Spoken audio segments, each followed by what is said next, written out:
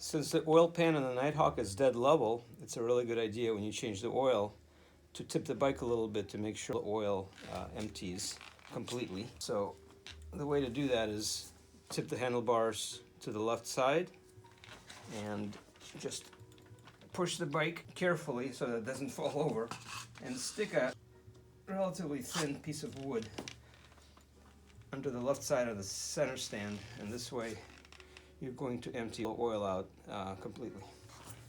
Another little trick is for oil filter removal, and I usually use this contraption right here.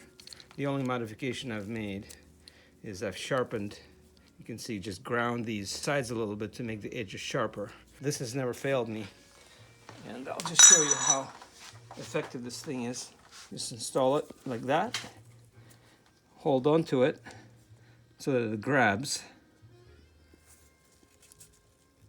and then just turn the filter. As easy as that. And another quick tip is that if you want to turn your filter into a magnetic filter, you can just use double-sided tape. Use little magnets like this.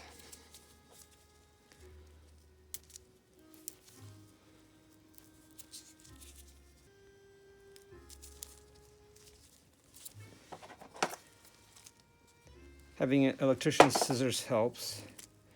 Just cut around like so.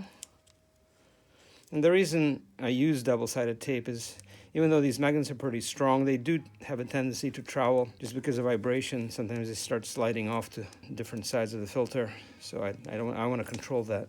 So once you've cut it around like so, remove the little red backing. Just attach the magnet about in this area. I mean, you want it to be far enough so that your installation tool doesn't interfere with the magnet.